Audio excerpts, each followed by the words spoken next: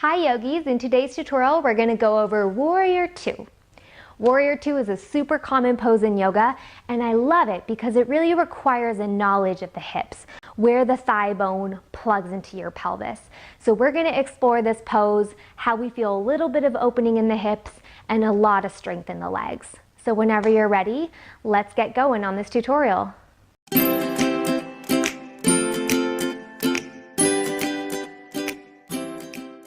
Alright yogis, let's start by talking about how the thigh bones plug into the pelvis here, because that's going to be very important in our Warrior 2.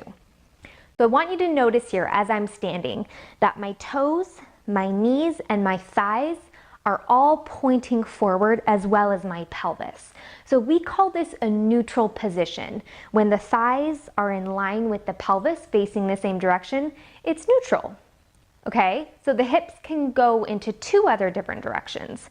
If I keep my pelvis pointing forward, I'm going to find those bony points, let them shine forward, but I just rotate my thighs inside of the pelvis so that now my toes and my knees are pointing inward.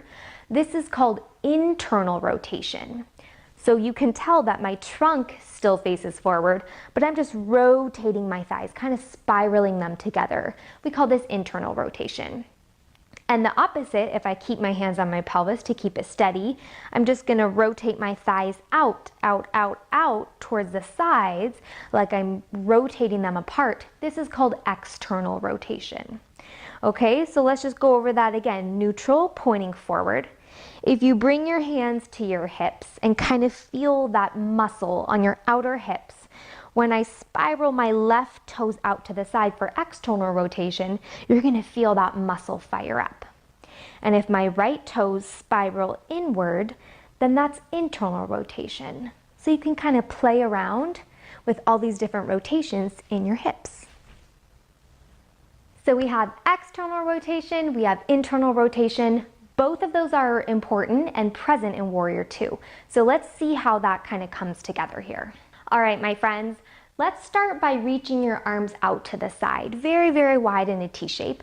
And I want you to walk your feet out so that they're about the distance of your hands. This is a good measure for about how wide your feet should be in Warrior 2. Okay, now I'm gonna bring my hands to my hips. So just again, notice here, I'm in neutral position in my legs because my toes, my knees, and my pelvis are pointing forward. All right, hands to hips. So just moving the left thigh here, I want you to spiral the left toes and the left knee to face the very front of your space. Okay, so now we're externally rotated in the thigh here. And I just want you to notice if your hips start to shift forward and reach towards the upper right-hand corner of your mat, that is a-okay. We want it to do that. Because if I let my left toes, my left leg externally rotate, but then try to pull the pelvis back to face forward to be in neutral, I feel a little bit of pinching right where my thigh bone meets my pelvis. And that's because literally the shape of the pelvis makes it so that the thigh bone kind of runs into it. And that's no bueno. We don't want that. So let the pelvis move. We want the pelvis to angle towards the upper right-hand corner of the mat. All right, my hands are back at my hips. Now I want to internally rotate my right leg just a little bit, just so I don't hurt the ankle. I want to just turn my right toes to also face the upper right-hand corner of my mat. So now my right toes are in front of my right heel. Okay, so now my pelvis, my right toes are facing the upper right-hand corner of my mat. I'm going to reach my arms out to the side and bend into the left knee. Okay, so everything is really great here. All I want to do, just a tiny little thing, is just turn my shoulders and my chest to face the side. So there is a little bit of twisting action here since my pelvis is angled, but then my chest is square. And then I'm going to soften my gaze over my left fingertips. If this doesn't feel good in my neck, I can just leave myself facing forward. And this is Warrior 2.